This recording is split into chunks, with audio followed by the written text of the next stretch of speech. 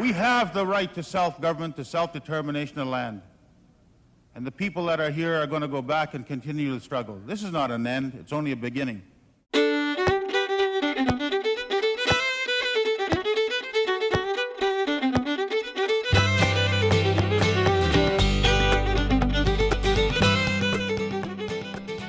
Hello, and welcome to this episode of The True Canadians, the podcast. I'm your host, David Wylynko, and the podcast is based on the book, The True Canadians, which I co-wrote with the Métis writer, Patricia Russell. Today we have the good fortune of meeting with Métis Economic Development Advisor, Paul Bercier. We're going to talk about the long-standing Métis involvement in economic development in Canada, leading right up to the Trans Mountain Pipeline and the Métis interest in that project. The expansion of the pipeline only just opened. How are you today, Paul? I'm fine, thank you. Beautiful day in Edmonton. So, Paul, we're going to talk about a lot of things today, economic development related for the Métis Nation. I'm going to talk about the amazing project you had with your oil rig many years ago, and we're going to talk about the pipeline initiatives that you have on the go, and just various impressions you have of economic development with the Métis in Alberta and elsewhere, and the entrepreneurial spirit that the Métis have shown. And one of the interesting things that we try to bring out in the book is that spirit goes back hundreds of years. And a lot of Canadians don't appreciate this, right? But the idea that the Métis were so ingrained already before the settlers came west in the fur trade, in the bison trade, in exporting pemmican. How about we get an opportunity for you to reflect a bit on that before we move beyond that? Yes, it'd be my pleasure. If we think about the arrival of the European people in Canada, at that point with the intermarriage of the First Nations and the settlers, we ended up with a product called Métis.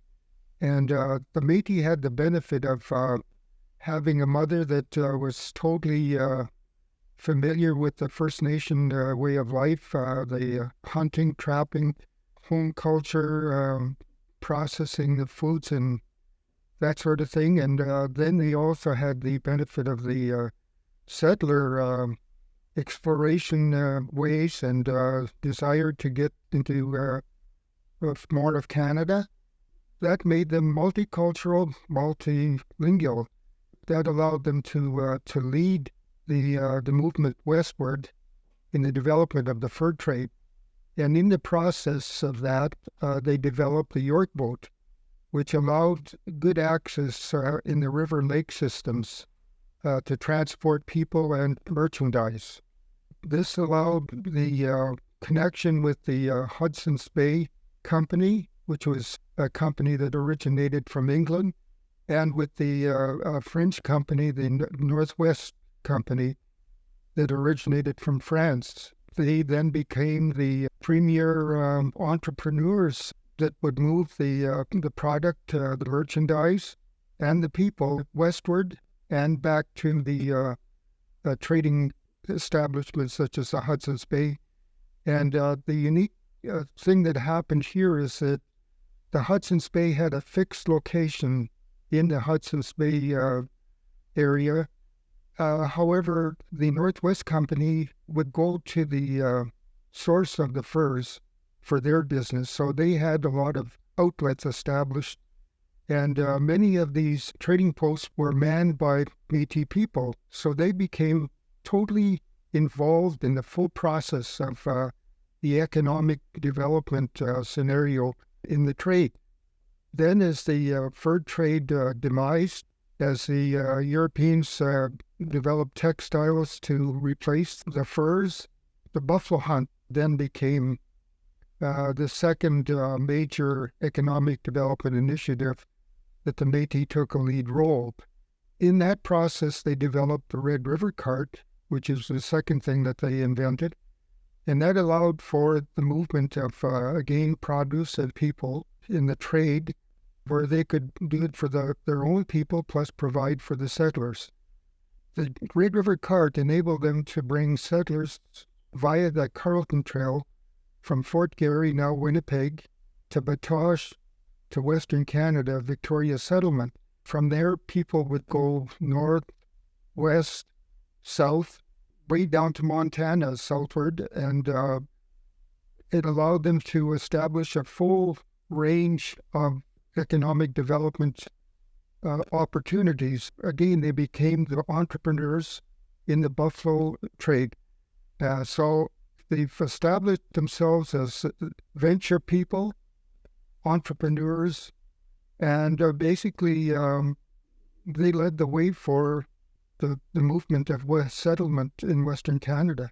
It's interesting because, even when I was in high school and in the course of promoting our book, Patricia Russell and I and my co-author, we've been interviewed with people who said, well, I've heard of Louis Riel. And this is like 30-year-old people even today, if you can believe it. And until Canadians appreciate the involvement of the Métis on the land and in Canada, economically and otherwise, before Louis Riel's conflict with John A. Macdonald, they won't understand the impetus for that. They won't understand what was there.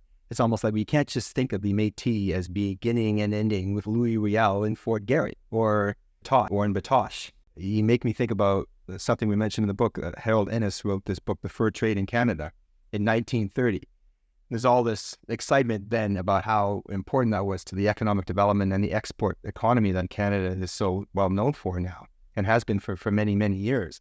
But if Harold Innis is going to say the fur trade is, as he does in the book, a cornerstone of that economy, well, then they have the Métis to thank for that. And also the development of all the routes that you were talking about, all the way from the Victoria settlement, just outside Métis Crossing, which is becoming a well-known tourist venue, just near here in Edmonton, just an hour from here.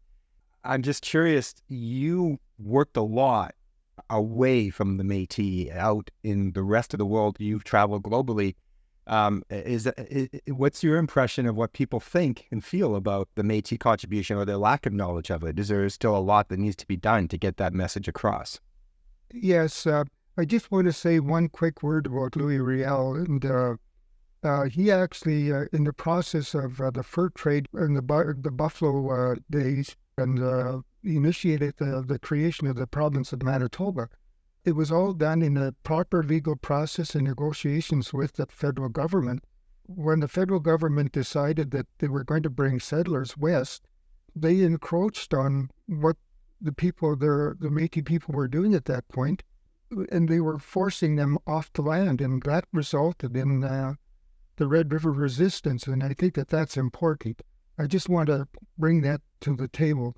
But yes, my personal experiences, I started out, my first job was on a hydroelectric project in northern Manitoba, a renewable energy project. It opened my eyes as a Métis person with limited background in hunting, fishing, and trapping, and growing up in a Métis community, and suddenly I'm out in this world where it was a multicultural project up in northern Manitoba. It was a development of a huge 350 megawatt hydroelectric project. The flooding of the North Saskatchewan River, there were so many things happening, but it really opened my eyes that I was determined at that point in my life that I wanted to get to see more of the world. I joined the Canadian Forces in 1963. And I had an enormous amount of venture with the forces. From training, I trained with the engineers. I was in academic training with the Canadian Forces. I worked for half a day. I'd go to school for half a day. If I completed my high school, I went into university and attended University of Winnipeg, Carleton, and Ottawa. But my movement and training, I was stationed in BC, Saskatchewan, Manitoba, Ontario, Quebec, Nova Scotia, in Canada. So I got to meet all of these different people. I actually took my officer training in Montreal during Expo 67, which was an experience, a worldly experience for anyone. And it sure opened my eyes to the world. And at that point, I was once I became an officer, I had the opportunity to work many bases and field units with the infantry units and Air Command Headquarters, National Defense Headquarters, where I became exposed to Treasury Board and all these other, logistic, administrative, finance areas. I worked Europe, And my last transfer in the military was in the Golan Heights in the Middle East, and how it fits today with the war that's going on. I was there right after the Yom Kippur War almost 50 years ago, and the same devastation that we see now, we saw then. I was in the Gaza Strips. I saw the Gaza Strip in Gaza City. I saw the devastation there. It's all the same thing. It's just 50 years later, we have the same situation happening again. It's too bad. But I have to say, in terms of economic development, I learned a lot from the Israeli people while I was there. They took desert and they turned it into banana growing, orange growing fields. It was just unbelievable. They used desalinated water, and I drank desalinated water for 6 months. And that really gave me the grounding of economic development, how you can take something from nothing and make it into something. That gave me the ultimate example, so that when I came on board, after I completed my 16 years in the forces, I worked in oil and gas for several years, and I actually owned I was part owner and operator of a multi-million-dollar production testing company, and I learned a lot about business and the many phases of business: marketing, management, administration, operations, and that actually put me in a good position. That when I had the opportunity to join the Métis Nation of Alberta after Audrey Putler became president, it was a good fit. She had the background of accounting and business, and I had the same background, and together we were able to put projects that were good for development and would allow us to move forward on economic development issues, in spite of the fact the Métis Nation of Alberta was part of the Society Act of Alberta, a non-profit organization, which would normally render economic development almost impossible. But with my background and Audrey's open-mindedness and some creativity, we were able to put projects together. Right. So I was just going to ask, were you about to talk about Western Lakota?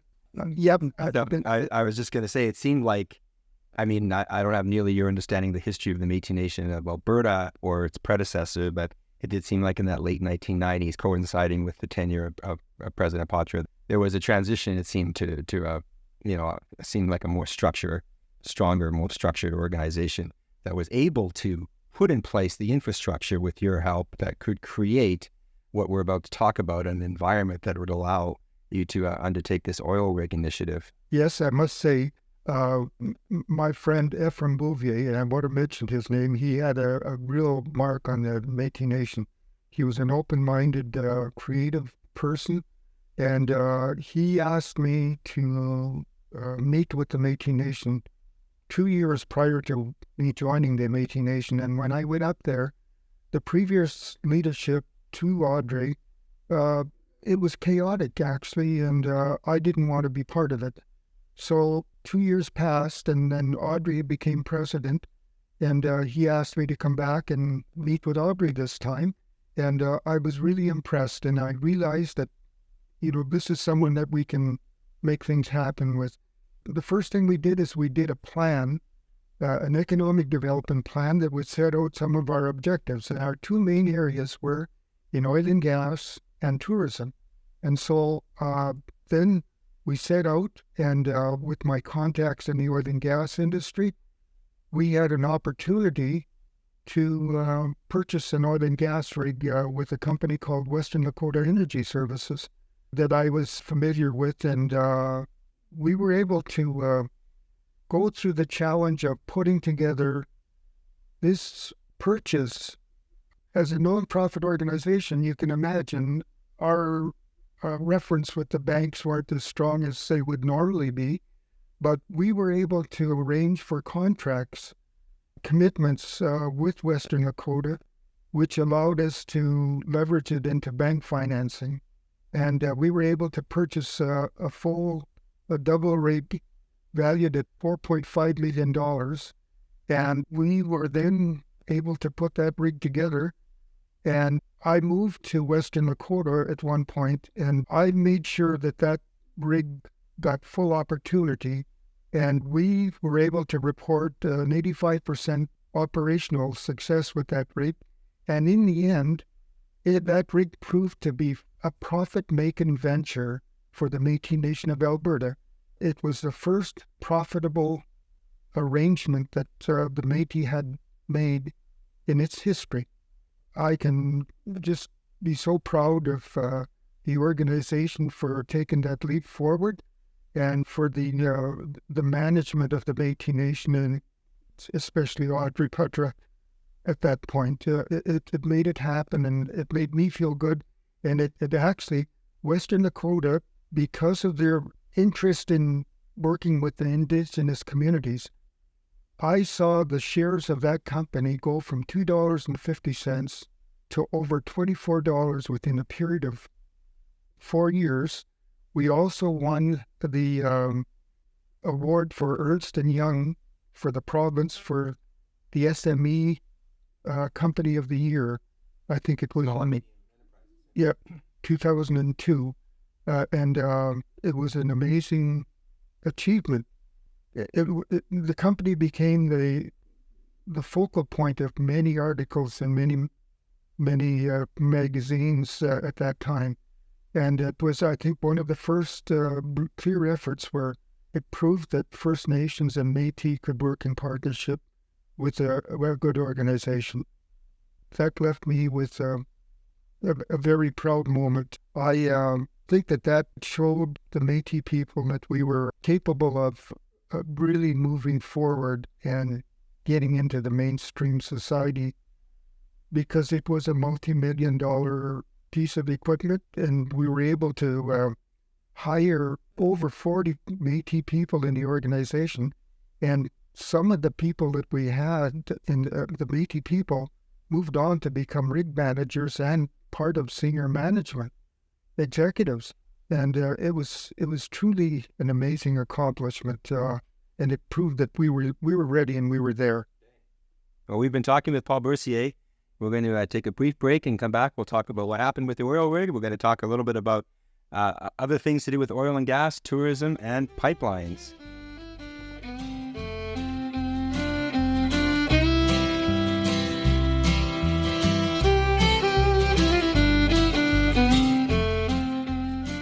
Hello, this is Audrey Putra.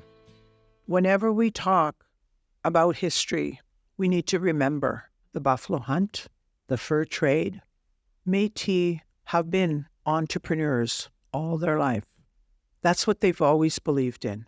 Métis have stood strong in their belief that we are a people who have a right to self-determination, to self-government.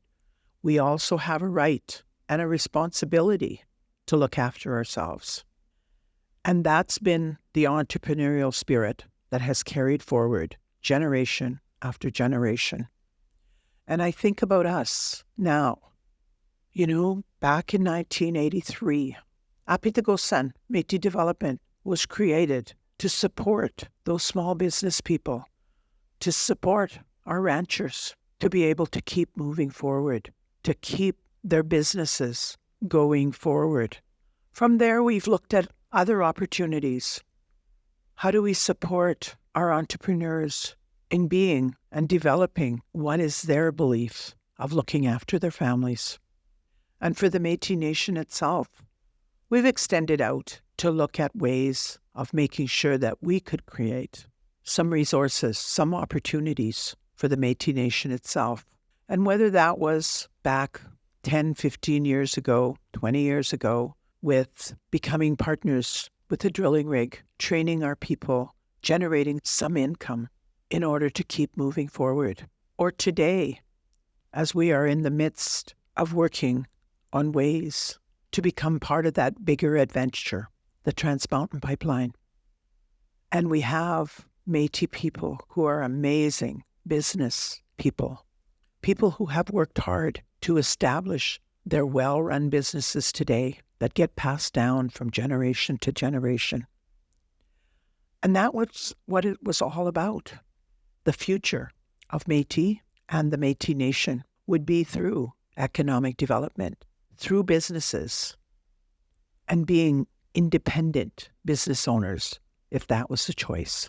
I do believe we are finally at a point where we are making a huge difference with our Métis business people and also making a huge difference in our country, Canada.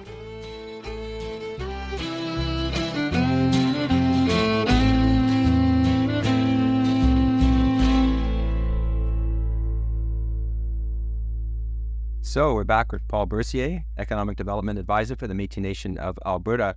Read more about the Western Lakota Oil Rig Project. It's a fascinating initiative in the book in Chapter 7 on economic development.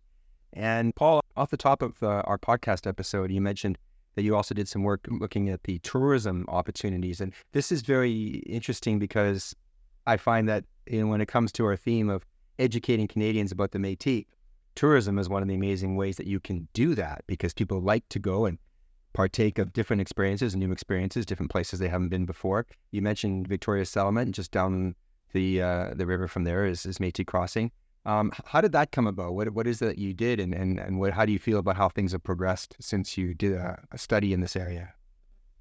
Well, when I mentioned that we did the economic development study, we mentioned that we did it for oil and gas and tourism being the focus.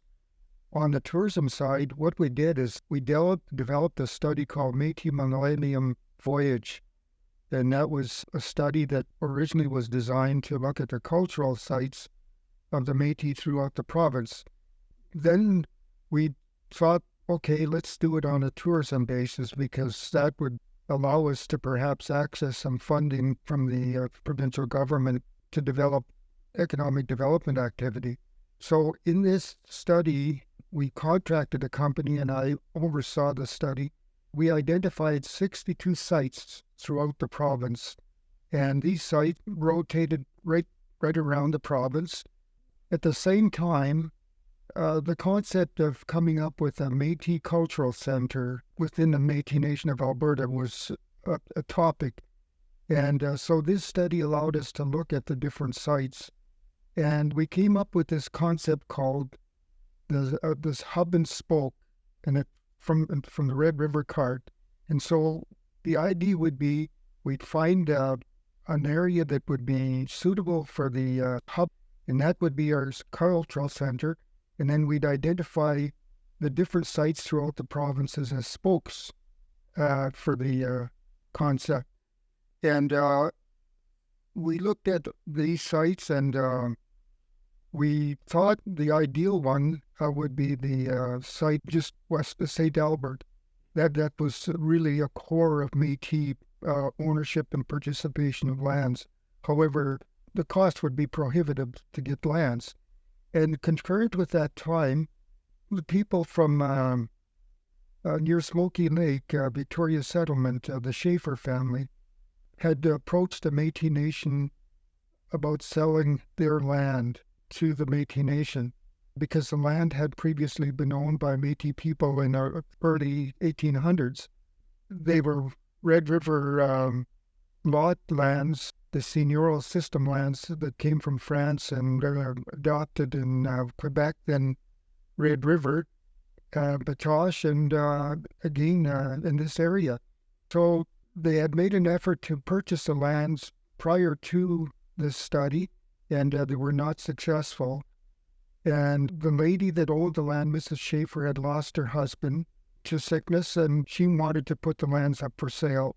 And so we found a way to purchase the lands through a benefactor, that a generous Métis businessman and his partners.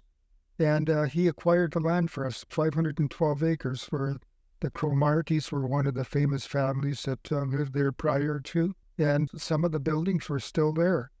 And so we put together a concept of what we wanted to see there. And with that concept, we did a written plan, and we were able to start some funding for it. And it started the growing of the site. We then met with the town of Smoky Lake, and they became interested in forming a partnership with us there. And that's was the real beginning of that relationship in that area. And that site, because of economic times, it slowed down for a period of time. But then Audrey kept a strong presence in the site, and she was able to keep it moving. The arrival of Juanita Merwa, she was a catalyst that got it really going, and now it's one of the premier sites in the province. And as Minister Wilson recognized, the province is getting overtures from other countries identifying it as a site of interest. Yeah, we'll be talking with in another podcast episode with Juanita Merwa, the CEO of Métis Grasse, and that's what you feel would be thought of as sort of like the cornerstone of the development of tourism. And when you mentioned the hub and the spoke, everything else that's going on now, tourism related, it sort of branches out from that initiative. That's kind of like the wellspring. Exactly. We've got some really interesting sites like Cypress Hills. Calgary is a site. Shaganappy Trail is a famous site. Maheed House. There's so many areas. For example, Rocky Mountain House was where the furs arrived and they were packaged and put on the river systems. And we've got so many sites, and the culture and the Red River cart concept. You'd go to Métis Crossing, then you'd want to learn more about the specific sites, the spokes. And you could come to Alberta and you could spend a good part of your lifetime going to the different sites. It's an amazing thing. And I know personally, from my personal international work, that the Europeans, the Asian people just love to participate in these remote sites. Fort Chippewa's got some interesting things, and that's part of the concept of the hub and spoke. Yeah, it's an area, Métis Crossing in particular, that's going to be appealing to people internationally, but hopefully also to Canadians. As a destination, there's lots of things to do there. There's the bison that's been repatriated there. There's canoeing and all kinds of other sort of opportunities. But with the time that we have for the rest of this episode, we've touched on tourism, we've touched on oil and gas and the history of the Métis spirit as far as being entrepreneurial and the strong sense of the economic development that history has shown and that we talk about in the book. But let's talk about pipelines, because that kind of in a way sort of, elevates you to the big leagues, we kind of say in the book, right? Because that's a huge area of the economy for Canada, like globally, right? And Trans Mountain, which has been so much discussion about this ever since the first one was built, and now there's a twinning, and somehow the Métis here in Alberta, after I believe it's called Chinook Pathways, has managed to become involved potentially in this extraordinarily huge, potentially lucrative, long-lasting initiative. So tell us how that came about and what your thoughts are for the development of it, where it's at today, and where it's headed.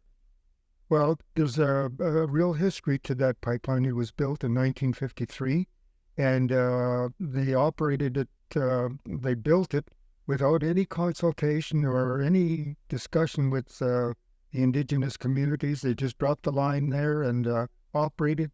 This time when they were going to do the Trans Mountain expansion, the Indigenous people stood up and they said, "You're not just going to build that without consulting and involving us." And that's where we ended up with a lot of delays. And eventually Kinder Morgan backed away. The government of Canada bought the pipeline. And after a lot of consultation and eventually legal work and action, it was decided by the government of Canada that they would move forward with the project. And the project is being built, and it's encountered a lot of challenges, a lot of cost overruns. They have done a lot of good work in employing a lot of Indigenous people on the construction. They've done a lot of impact benefit agreements. They brought close to $600 million in benefits. They've employed close to 3,000 people. So up to this point, there are good things that have happened. And so we should be ready to have that pipeline in operation by the start of the new year. Now, to begin with, there was multilateral discussions where they brought the people from the 129 communities, Indigenous communities that were approved on the Crown Corporation and Accommodation report to the table, and we had these discussions, and the idea was to try to form a process how the Indigenous people wanted to become involved in the equity, the ownership of the pipeline, and or not to bother with it and take some type of financial reparation instead. And in that process, they'd identified 5 aggregators that had the potential to take on this role of bringing Indigenous people groups together and acquiring the pipeline. In the meantime, WIPG, Western Indigenous Pipeline Group, had put a group together from First Nations BC and Alberta, headed by Joe Dion, and they decided that they were going to form this group, and they were negotiating with Fortis and some other companies. And then Joe Dion joined the group, and he then had a good relationship with President Patra, and he reached out to her to see if she'd be interested in bringing the Métis Nation into the project. And of course, it was a good thing. And at that time, I had just come back to the Métis Nation of Alberta, and after discussions with Audrey, she decided that I would work with WIPG to bring the project together. I had worked with Pembina Pipeline, and WIPG was considering Pembina Pipeline. And we brought our thinking together, and we agreed that Pembina Pipeline would be the good choice as a partner. So we negotiated through a process and came up with a 50-50 partnership. Pembina would operate the pipeline, and we would look after the environmental protection of the pipeline. And it was a good operation. It would also allow for cross-employment, cross-training, which would give us the opportunity to learn eventually how to operate a pipeline. That was just a win-win situation for everyone. Pembina's a supreme company in my mind. They've got a good credit rating. They've got a good safety record. They're a Canadian public company. They have just a good standing of their relationships with Indigenous communities. They're currently part of a pipeline project in BC, and they've done really well there. So it just seemed to be a good arrangement. So up to this point, we've been able to sign up 37 Indigenous communities along the pipeline, which is more than any of our competitors, aggregators.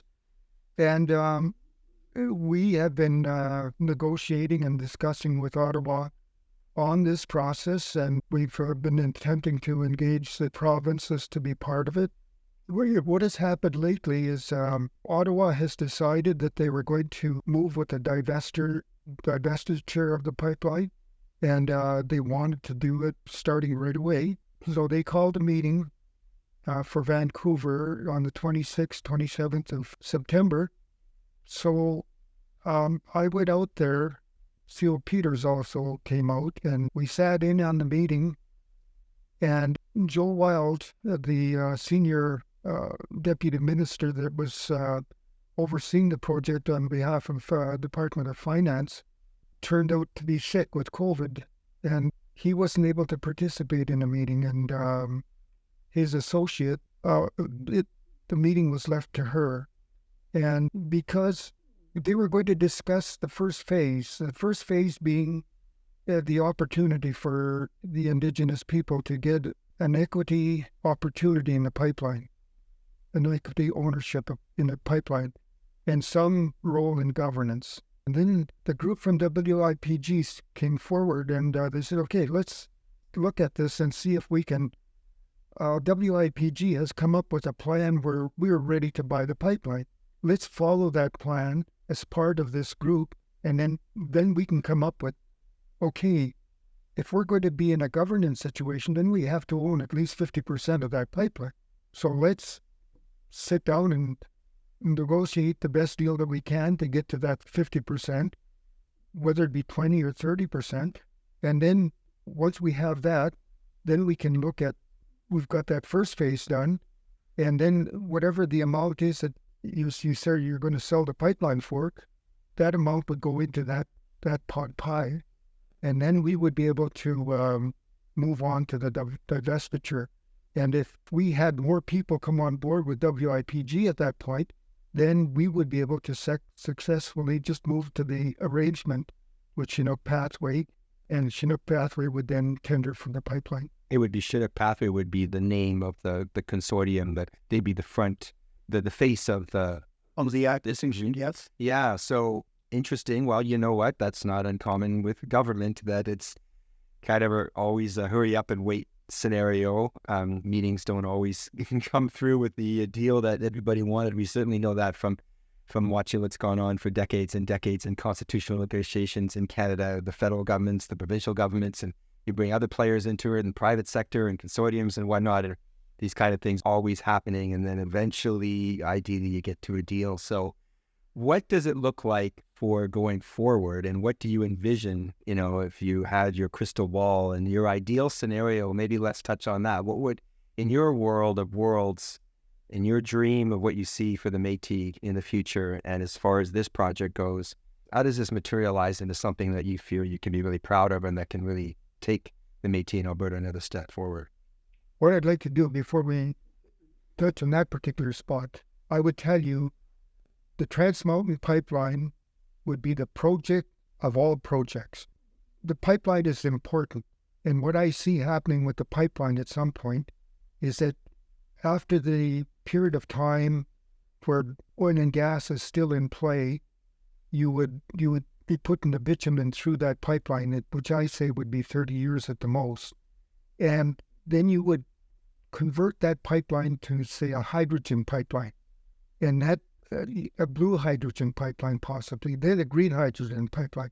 That pipeline would go for 100 years, okay? But what's more important, you've got the right-of-way. In the right-of-way, you could put fiber optic cable, you could put a secondary pipeline, and that would be a hydrogen pipeline or a liquid natural gas pipeline, transition fuel. And something, look at it even further. And going back to my Middle East experience in Israel, this province, Saskatchewan, don't have that much water.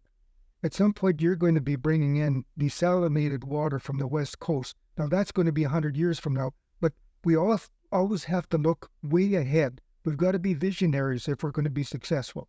So I see this pipeline as being a real catalyst for the Métis Nation. And what I see happening going forward, I believe, I really believe in our team in WIPG will take that lead role in coming up with a consortium within the Indigenous group, and they will then become part of Chinook Pathway and will purchase the pipeline. I see that the people that don't want to do it will take their cash out or their equity or whatever, and they don't have to go with it. But this is the only plausible way that this thing is going to move forward in my mind. If it's any other way, it'll go backwards. If you're going to start bringing new groups together, we possibly are going to have competition. I think Canada wants to sell this opportunity to a Canadian company, which should narrow the competition and perhaps make it more plausible for Chinook Pathway. Even the Canadian competition, they're not going to have signed up Indigenous communities like we have signed up now. So I think it's going to be a bigger challenge for them. And I really personally see that Chinook Pathway will be successful and the Métis Nation will be extremely successful. We've got 2 shares in that operation, and we're going to get some good cash flow in the future. And that will be a good mark of how we can grow ourselves and start participating in other major projects throughout Alberta. And the experience that we've gained on this one should enable us to work on some real major projects in hydrogen and liquid natural gas, which are the 2.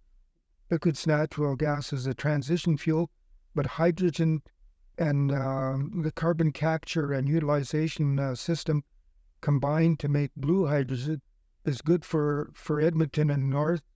And you've got these hubs. I don't know if you've heard of them, but Canada has the first major hub in Edmonton here. That's a hydrogen hub. the United States has just announced that they're funding 6 major hubs in the United States. And Europe has just announced that they're going to be going with green hydrogen from 2030. And I think it's about 40% that their target is. And so we've got an unbelievable market that, that we're going to be able to do well with.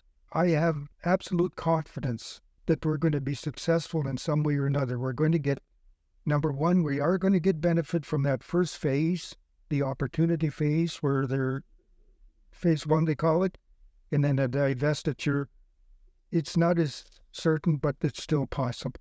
This is fantastic. I really appreciate the environmental revolution aspect of this work, because that's what certainly will appeal to young people, and that's a big priority for the Métis Nation of Alberta as well.